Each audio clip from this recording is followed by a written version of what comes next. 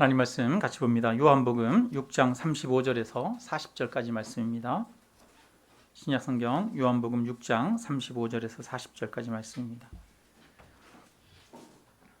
신약성경 153페이지에 있습니다. 같이 읽습니다. 예수께서 이르시되 나는 생명의 떡이니 내게 오는 자는 결코 줄이지 아니할 터이요 나를 믿는 자는 영원히 목마르지 아니하리라. 그러나 내가 너희에게 이르기를 너희는 나를 보고도 믿지 아니하는도다 하였느니라. 아버지께서 내게 주시는 자는 다 내게로 올 것이요 내게 오는 자는 내가 결코 내쫓지 아니하리라. 내가 하늘에서 내려온 것은 내 뜻을 행하려 함이 아니요 나를 보내신 이의 뜻을 행하려 함이니라.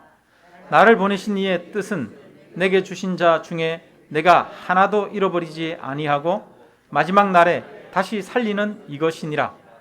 내 아버지의 뜻은 아들을 보고 믿는 자마다 영생을 얻는 이것이니 마지막 날에 내가 이를 다시 살리리라 하시니라. 아멘.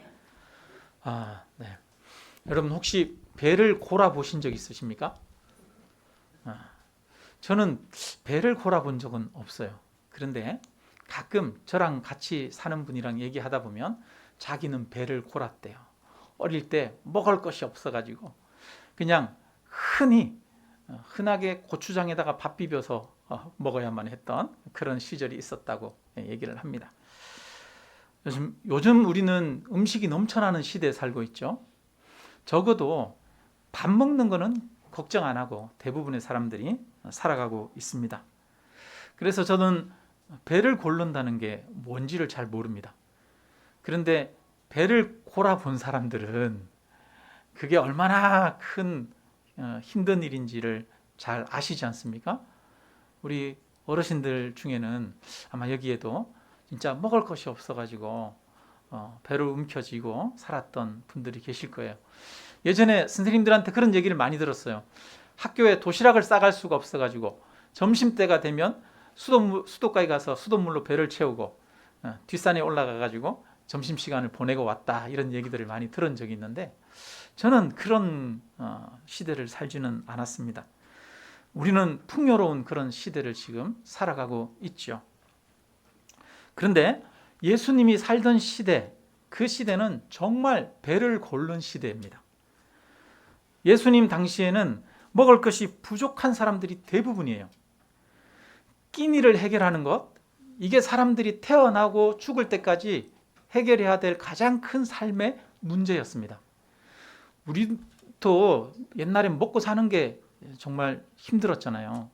그래서 먹는 것과 관련된 그런 속담이나 이런 것들이 많아요.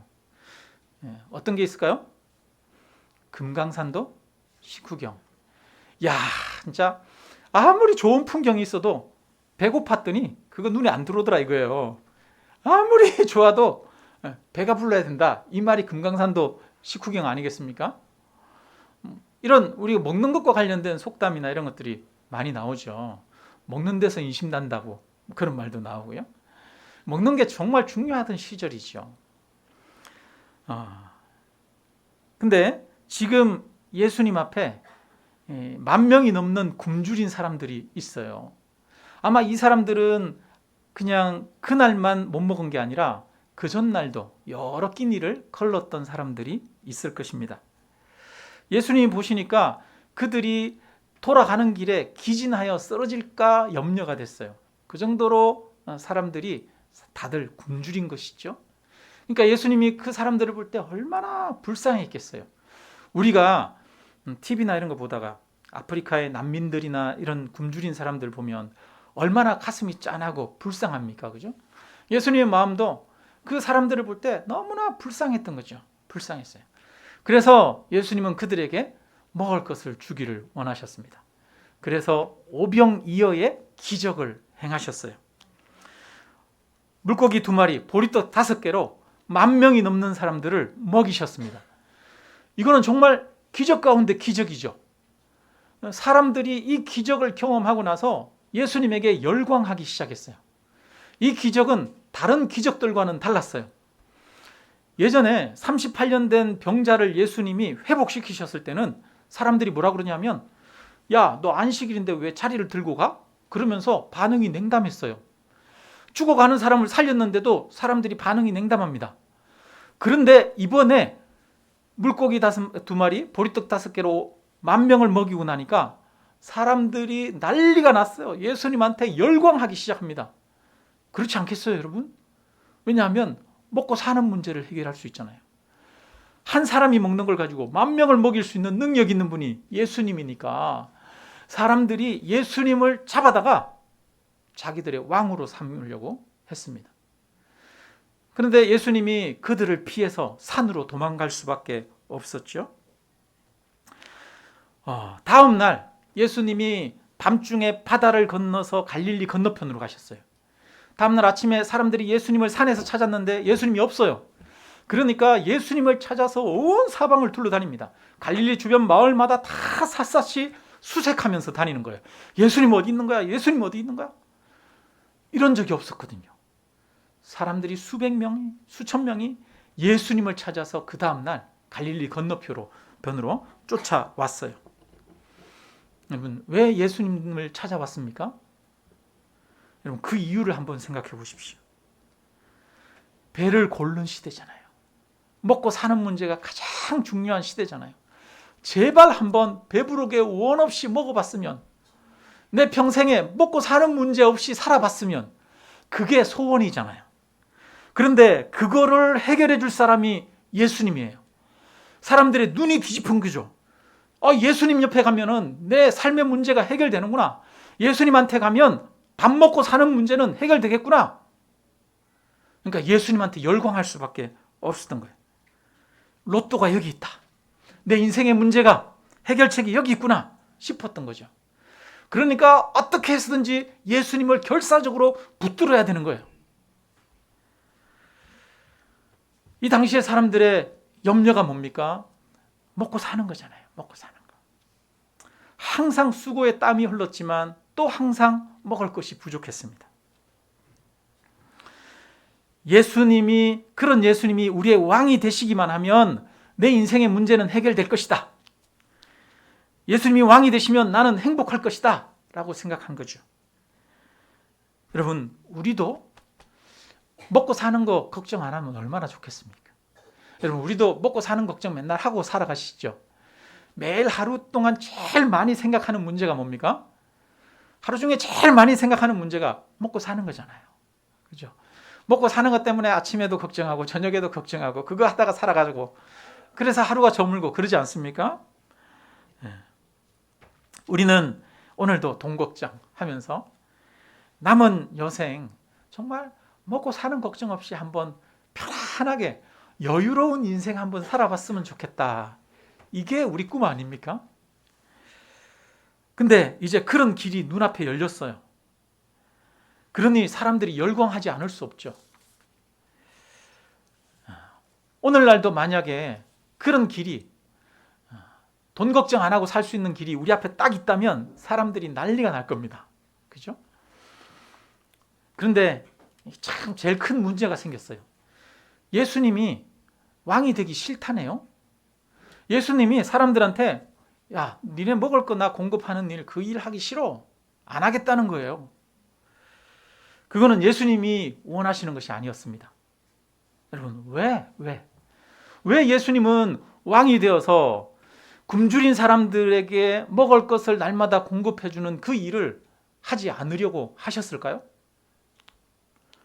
여러분, 배고픈 사람들에게 먹을 것 주는 거 얼마나 중요한 일입니까? 가치 있는 일이잖아요. 저 아프리카 가난한 나라들에서 음식이 없어서 굶주리고 있는 사람들, 그들에게 음식을 주는 거 얼마나 귀한 일입니까? 오늘날도 수없이 많은 봉사자들이, 선교사님들이 가난한 나라에 가서 자신을 희생하면서 그들에게 음식을 나눠주고 병든 자를 치료하기 위해서 수고하고 있습니다. 가난한 사람들에게 음식을 주고 그들을 돕는 일은 정말 고귀한 일이죠. 고귀한 일이에요. 오늘도 우리가 읽었던 교동문에서 하나님이 기뻐하시는 금식은 뭐래요? 흉악의 결박을 풀어주는 거래요. 여러분, 굶주린 자들을 먹이는 거래요. 그게 하나님이 기뻐하시는 금식이래요. 야고보서에 보면은 하나님 앞에 정결하고 더러움이 없는 경건은, 하나님 앞에 정말 경건한 것은 고아와 과부를 그 환난 중에 돌아보고 자기를 지켜 새 속에 물들지 아니하는 이것이니라, 이렇게 말씀합니다. 여러분, 거룩이 뭡니까? 경건이 뭡니까? 정말 힘든 사람들, 고아와 과부, 환난당한 자들 도와주는 거라는 거예요. 그러면 지금 굶주린 사람들에게 먹을 것 주는 거 정말 귀한 일 아닙니까? 예수님이 그것을 할 수 있는 능력이 있는데, 그러면 예수님이 그것을 하는 것이 옳은 일 아닙니까? 그런데 예수님은 그거 안 하시겠다는 거예요. 왜요? 왜 예수님은 그 고귀한 일, 그 중요한 일, 그렇게 큰 능력을 가지고 있으면서 먹을 것 주고 입을 것 주는 거 왜 안 하시겠다는 겁니까? 왜요? 왜? 왜냐하면 그것이 사람들로 하여금 행복하게 하고 사람들로 하여금 기뻐하게 하며 또 충만하게 하는 길이 아닌 것을 알았기 때문입니다. 그것이 사람들의 문제를 해결할 수 있는 해결책이 아니라는 것을 아시기 때문에 그것을 주신 것이 아는 거죠. 그것이 사람들에게 해결책이라면 예수님은 그걸 주셨겠죠. 예수님은 주기도문을 가르치실 때 일용할 양식을 위해서 기도하라고 그럽니다. 예수님도 배고픈 사람들에게 양식을 주는 게 필요하다는 것을 아십니다. 그러나 양식이 사람들의 문제를 완전히 해결할 수 없다는 것을 예수님은 너무나 잘 알고 계십니다. 우리 한번 생각해 봅시다. 예수님이 배고픈 사람들에게 먹을 것 매일 공급해 주면 사람들의 문제가 다 해결되었을까요? 절대로 해결되지 않았습니다. 여러분, 창조 때부터 하나님은 인간을 봐오셨어요. 예수님도 창조 이후로 인간과 함께 하셨습니다. 여러분, 창세기 한번 보십시오. 에덴 동산에서 아담과 하와가 살았습니다. 하나님은 에덴 동산에 각종 좋은 열매들이 나게 하시고 그 에덴 동산에 있는 모든 열매들을 마음껏 자유롭게 먹도록 해주셨어요. 에덴 동산은 부족한 것이 없는 동산입니다. 에덴 동산에서는 하나님과 함께 언제든지 교제할 수 있고 하나님도 만날 수 있는 곳이었어요. 충만한 곳, 안식이 있는 곳, 기쁨이 있는 곳, 그것이 에덴 동산이죠. 그런데 그 에덴 동산에 단 하나 할 수 없는 게 있습니다. 뭡니까? 동산 중앙에 있는 선악과를 따먹는 것이요. 그것만은 할 수 없게 하셨어요. 그런데 인간은 그 선악과를 탐내지요. 선악과가 없어서 선악과 때문에 결핍을 느낍니다. 모든 것이 충분한데도, 여러분, 충분해도 사람은 결핍을 느끼는 존재잖아요. 그래서 그 선악과를 따먹고 더 많은 것을 가지려고 하는 것이 인간입니다. 인간의 욕심에는 끝이 없어요. 가진 것으로 만족하지 못하고 하나님처럼 되려고 합니다. 만일 예수님이 왕이 되셔서 먹을 것을 그들에게 날마다 풍족하게 주었다면 이 사람들은 곧 그 음식에 실증을 냈을 겁니다. 우리는 출애굽할 때 광야의 이스라엘 백성들을 보면 알 수 있어요. 그들이 굶주렸을 때 하나님이 그들에게 만나를 주셨습니다. 그 만나를 주셨을 때 그들이 얼마나 기뻐했습니까? 그런데 그 만나만 계속 먹자 사람들이 뭐라고 그럽니까? 우리가 이 박한 음식을 싫어한다라고 말합니다. 만나를 보고 이 박한 음식이라고 그래요. 그러면서 우리로 하여금 고기를 먹게 해달라라면서 웁니다. 애굽에 고기 가마 곁에 있을 때가 좋았다라고 하면서 울면서 하나님을 원망합니다. 여러분, 예수님께서 이들에게 음식을 주었다면 그들은 얼마 가지 않아서 다른 음식을 달라고 울었을 것입니다. 그것을 주었다면 그 다음에는 더 맛있는 거 달라고 또 울었을 것입니다. 매일 새로운 음식을 가져다 주었다면 그들은 이제는 더 좋은 옷을 달라고 했겠죠. 예수님이 좋은 옷을 주셨다면 이제 그들은 좋은 집을 달라고 했을 것입니다. 좋은 집을 주면 이제 좋은 남편, 좋은 아내를 달라고 했을 것입니다. 좋은 아내, 좋은 남편 주면 그 다음엔 뭐 달라고 그래요? 이 남편 실증 나니까 다른 남편으로 바꿔달라고. 이 아내 실증나니까 다른 아내로 바꿔달라고 하지 않았겠습니까? 예수님은 하나님의 아들이시지만, 예수님은 하나님이시지만 인간에게 무엇인가를 다른 것을 줌으로써, 인간이 원하는 것을 채워줌으로써 인간의 요구를 만족시켜 줄 수는 없어요. 이처럼 사람의 마음은 만족을 모르는 끝없는 지하 세계와 같습니다. 인간의 욕심은 모든 것을 삼켜도 부족하다고 합니다. 사람들은 욕망이 채워지면요, 원하는 것이 이루어져요. 원하는 대로 돼요. 그러면 그 다음에 사람은 어떻게 됩니까? 교만해지잖아요. 교만해집니다. 그리고 욕망이 채워지면 또 다른 목마름을 느끼고 끝없이 더 큰 욕망에 사로잡힙니다. 욕망에 사로잡혀요. 10,000원으로 만족하던 사람이 다음에는 10,000원으로 만족을 못해요. 여러분, 우리가 세뱃돈을 줘도 1,000원짜리 주다가 500원짜리 줄 수 있어요? 1,000원짜리 주다가 나중에는 5,000원짜리 주다가 그 다음에는 10,000원짜리 주고, 그것도 안 돼요. 그 다음에는 50,000원 줘야 되고, 그 다음에 100,000원 줘야 되잖아요. 세뱃돈은 줄어들질 않아요. 왜요? 여러분, 우리는 더 큰 것이 있어야 만족을 하니까. 인간의 욕망은 끊임없이 커집니다. 욕망에는 한계가 없습니다. 욕심에서 비롯된 목마름은 해결할 수가 없습니다. 욕심은 끝내 채워져도 서로가 서로를 시기하게 하고 원망하게 하고 싸우고 다투고 전쟁하게 만듭니다. 예수님이 왕이 되셔서 사람들에게 살 걱정 없게 해주셔도 사람들은 서로 전쟁하며 싸우며 시기하고 원망하면서 살아갔을 것입니다. 사람들이 원하는 것을 부족함 없이 채워주는 것으로는 사람들의 삶을 결코 행복하게 할 수 없습니다. 돈이 원하는 만큼 있어도 우리의 갈증은 결코 해결될 수 없습니다. 여러분, 그것이 진실이라는 것을 우리는 알고 있습니까? 알잖아요. 아는데도 돈 가지고 싶죠. 아는데도 좀 원 없이 쓸 수 있게끔 있었으면 좋겠는 게 우리 마음이지 않습니까? 그러나 그것은 갈증을 해결할 수 없기 때문에 예수님이 그들의 왕이 되기를 거부하셨어요. 왜냐? 그것은 진리의 길이 아니기 때문이죠. 다음 날 헤매다가 예수님을 찾아온 사람들에게 예수님 말씀합니다. 너희가 나를 찾는 것은 무엇 때문이다? 떡을 먹고 배부르기 때문이다. 썩을 양식을 위하여 일하지 말고 영생하도록 있는 양식을 위하여 하라, 이렇게 말씀하셨습니다. 사람들에게 너희는 지금 썩을 양식을 구하는 것이다 라고 말합니다. 굶주린 사람들이 음식을 구하는 것 얼마나 중요합니까? 이것은 우리 인생에서 가장 중요한 문제입니다. 꼭 해결해야 하는 문제입니다. 그런데 주님은 그것을 위해서 살지 말고 영생하도록 있는 양식을 위해서 살라고 말씀하십니다. 이 세상에서 우리가 먹고 사는 문제 정말 중요하죠. 너무너무 중요하죠. 우리는 이것 때문에 매일 다투고 매일 싸우고 힘들어하면서 매일 이걸로 인해서 일하면서 살아갑니다. 그런데 주님은 이것을 썩을 양식이라고 말합니다.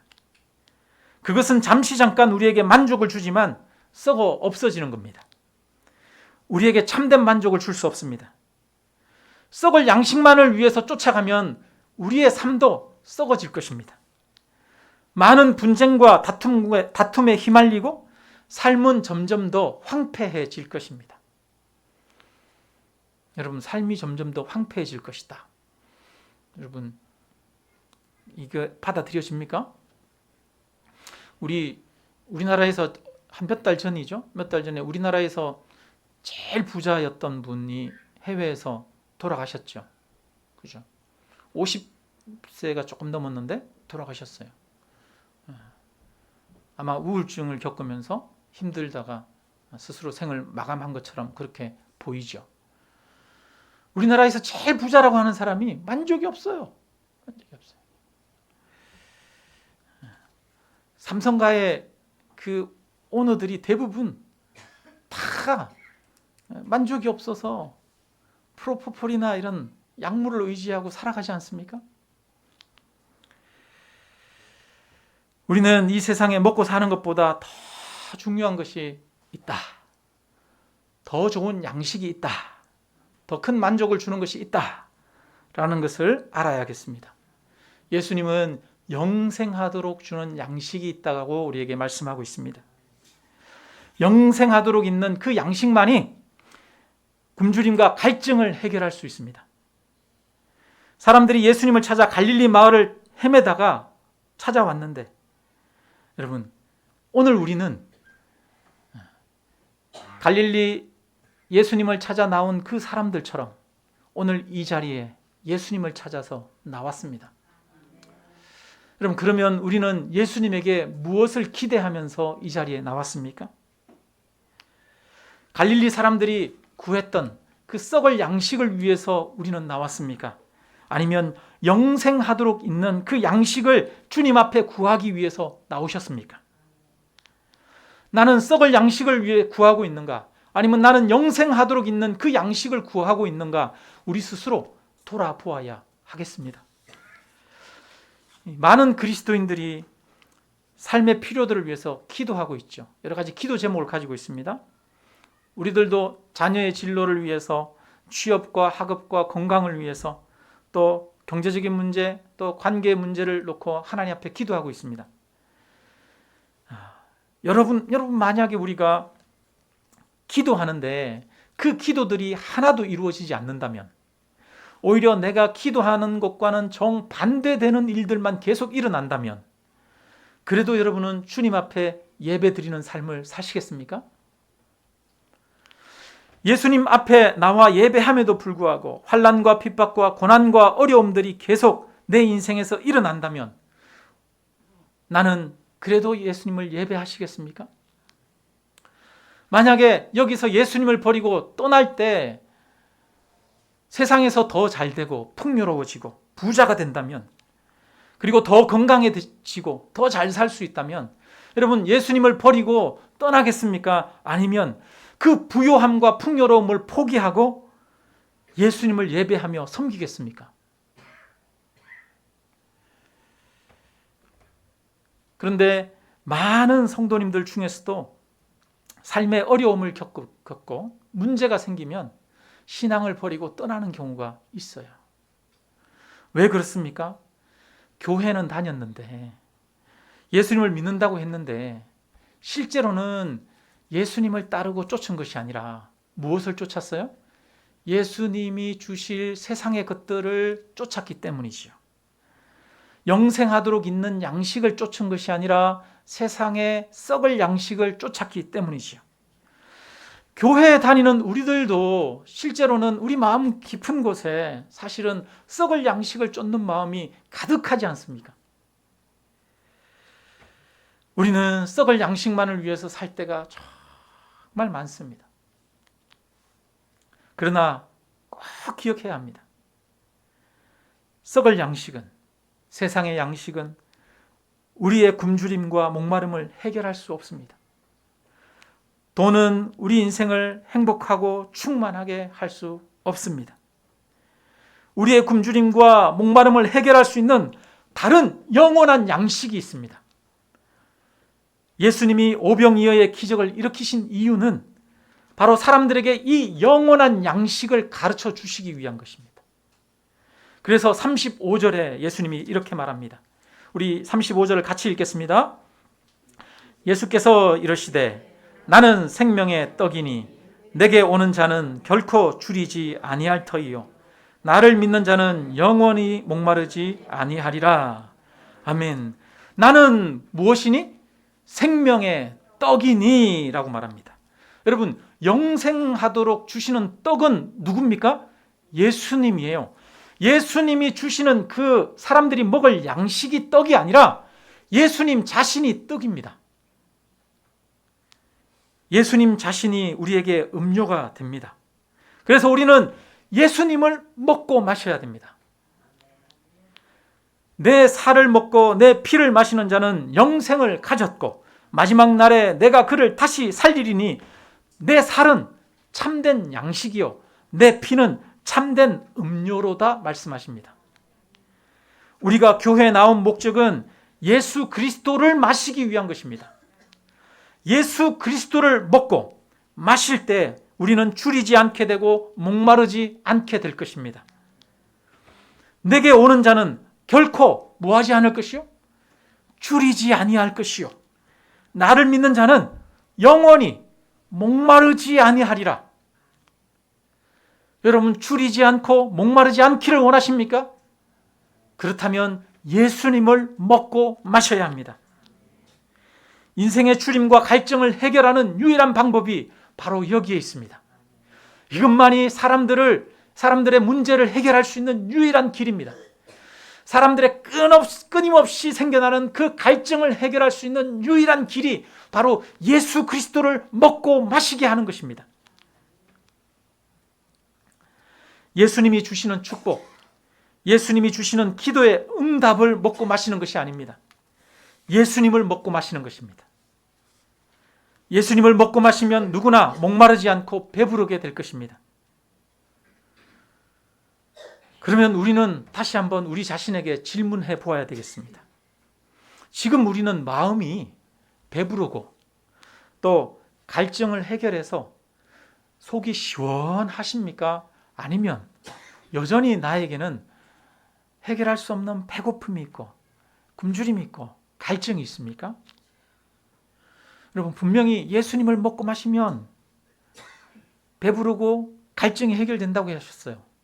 그런데 우리가 여전히 삶에서 굶주리고 목마르다면 우리가 지금 예수님을 먹고 마시지 않는다는 거잖아요.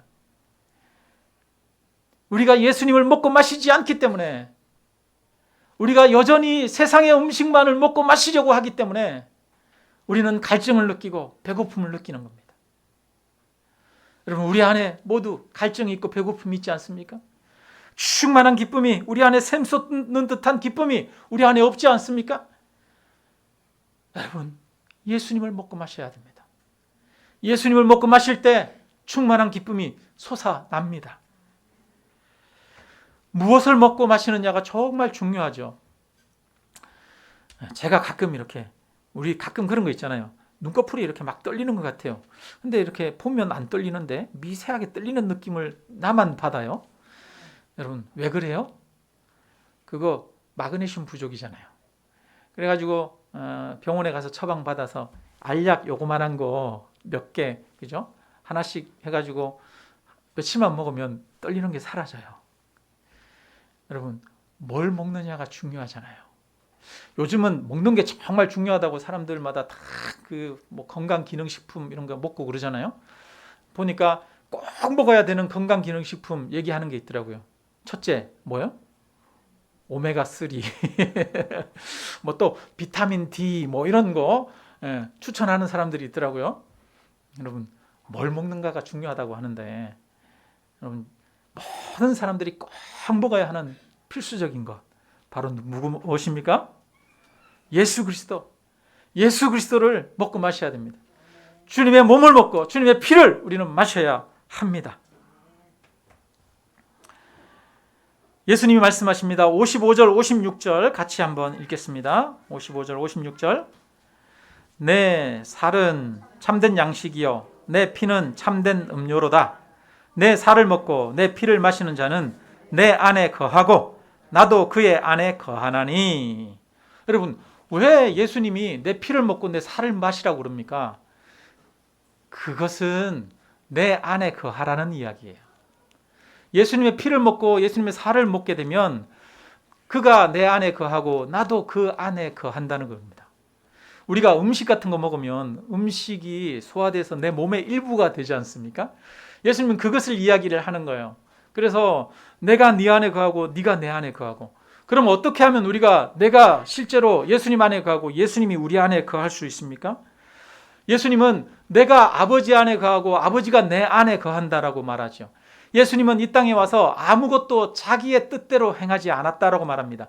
내가 행하는 모든 것은 아버지의 뜻대로 하는 것이라고 말씀합니다. 그래서 예수님이 우리에게 가르쳐 주셨습니다. 우리가 예수님 안에 거하고 예수님이 우리 안에 거하는 방법을 가르쳐 주셨어요. 그것은 무엇입니까? 아버지의 뜻을 행하는 것입니다. 예수 그리스도의 뜻을 행하는 것이에요. 예수 그리스도의 마음을 알고 예수 그리스도의 사랑을 알아서 예수 그리스도의 사랑을 우리가 행하며 살아가는 것이 예수 그리스도 안에 거하는 것이죠. 예수님을 닮아가는 것, 예수님과 하나가 되는 것, 예수님과 연합하는 것, 이것이 바로 주님 안에 거하는 것이고 또 이것이 주님의 살을 먹는 것이고 주님의 피를 마시는 것입니다. 우리가 주님과 하나가 되는 것은 우리가 평생 추구하고 구해야 할 것입니다. 무엇을 추구하고 구하느냐가 중요한 문제예요. 우리가 세상의 음식을 추구하는 것이 아니라 세상의 만족과 즐거움, 썩을 양식을 추구하는 것이 아니라 예수님과 하나 되는 것을 평생 추구해야 된다는 것입니다. 예수님을 닮아가고 예수님을 알아가고 예수님과 연합하기 위해서 그것이 우리의 삶의 방향이 되고 삶의 목적이 되어야 된다는 거예요. 예수님과 하나가 될 때, 예수님의 뜻을 따라갈 때 그 안에 참된 만족이 있고 참된 기쁨이 있고 영원히 목마르지 않은 샘물이 그 속에서 솟아날 것이라고 말씀하고 있습니다.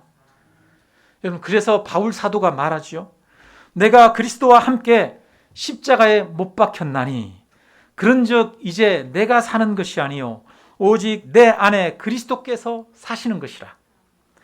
이제 내가 육체 가운데 사는 것은 나를 사랑하사 나를 위하여 자기 자신을 버리신 하나님의 아들을 믿는 믿음 안에서 사는 것이다. 바울이 말합니다. 내가 사는 것이 아니다. 내 안에 누가 산다? 내 안에 그리스도가 산다. 내 안에 그리스도가 살기 위해서 나는 어떻게 했다고요? 내가 그리스도와 함께 십자가에 못 박혔나니 라는 겁니다. 우리는 우리 자신의 욕망을, 우리 자신의 생각을, 우리 자신의 교만을 십자가에 못 박음으로써만 주님 안에 살게 됩니다. 우리 자신이 십자가에 못 박혀질 때, 그리고 주님의 뜻을 따라 걸어가는 것이 바로 주님의 살을 먹는 것이고 주님의 피를 마시는 것입니다. 이것이 우리가 배부르고 목마름을 해결할 수 있는 해결하는 유일한 길이라는 것입니다. 우리는 예수 그리스도 안에서만 영생의 삶을 살 수 있고 예수 그리스도의 십자가의 길을 따름으로써만 참된 행복의 길을 갈 수가 있습니다. 그런데 이 길은 사람들이 싫어하는 길입니다. 오병이어의 기적을 맛보았던 수많은 사람들이 예수님을 쫓아왔어요. 예수님이 이 말씀을 하십니다. 내 살을 먹고 내 피를 마셔야 된다. 내 안에 거해야 된다. 나를 따라야 된다. 내가 너희에게 줄 것은 음식이 아니라 나를 따라 사는 삶이다. 나를 믿는 것이다. 그러자 사람들은 예수님에게 아무것도 없다고 생각하고 떠나버립니다. 이 말씀은 어렵도다 라고 말하면서 모두가 예수님을 떠나버렸습니다. 혹시 우리도 그렇지 않겠습니까? 우리가 교회 다녔는데 예수님 앞에 기도했는데 아무것도 기도 응답이 되지 않아요. 더 큰 고난이 있고 아픔만 있어요. 문제만 가득해요. 세상에 나아가면 더 풍요하고 더 부요하다면 우리는 예수님을 떠나지 않겠습니까? 그러나 여러분, 진정한 목마름을 해결하는 그 길이 바로 이 예수님을 따르는 길에 있음을 믿으시기를 주님의 이름으로 축원합니다. 수많은 사람들이 예수님을 떠났습니다. 그러자 예수님이 말씀하십니다. 제자들에게 너희도 나를 떠나려느냐? 결국 예수님 곁에는 아주 소수의 사람만이 남았어요. 12명의 제자와 몇몇 사람들만이 남았죠. 그런데 주님은 또 말합니다. 너희들 중 내가 12를 택하였으나 너희 중에 한 사람은 마귀니라. 그 12제자는 남았어요. 근데 그 12제자 중에 여전히 주님의 길을 따르지 않고 주님을 먹고 마시지 않고 주님을 믿지 않는 사람이 있어요. 누구요? 가룟 유다. 가룟 유다는 끝까지 주님 곁에 있었음에도 불구하고 자기 욕심을 구했던 사람이죠. 결국 가룟 유다는 주님의 살을 먹고 주님의 피를 마신 것이 아니에요. 여러분, 우리의 진정한 행복의 길은 바로 주님과 하나 되는 데 있는 줄로 믿습니다. 우리의 만족의 길은 바로 예수 그리스도를 따라 십자가의 길을 가는 것이고, 또 주님과 연합하는 데 있는 줄로 믿습니다. 세상의 물질이 우리에게 참된 기쁨을 주고 만족을 주는 것이 아닙니다. 주님을 따라 나를 십자가에 못 박고 나의 욕심을 내려놓고 내게 주신 것으로 감사하며 이웃을 사랑하고 나누고 섬기고 하는 삶에 진정한 기쁨이 있는 줄로 믿습니다. 하나님이 나를 사랑하시고 나를 보호하시고 인도하시고 나와 항상 함께 하신다는 사실을 온전히 믿음으로 받아들이고 그 믿음으로 이 세상을 걸어가는 그 길만이 진정한 만족의 길이고 갈증을 해결하는 유일한 길인 줄로 믿습니다. 여러분, 우리는 무엇을 위해 이 자리에 나왔습니까? 썩을 양식을 위해서 이 자리에 나왔습니까? 아니면 영생하도록 있는 양식을 위해서 나왔습니까? 예수님을 만나고 예수님을 알고 예수님을 경험하고 예수님을 따르기 위해서 이 자리에 나왔습니까? 아니면 내 삶의 문제를 해결하기 위해서 이 자리에 나왔습니까?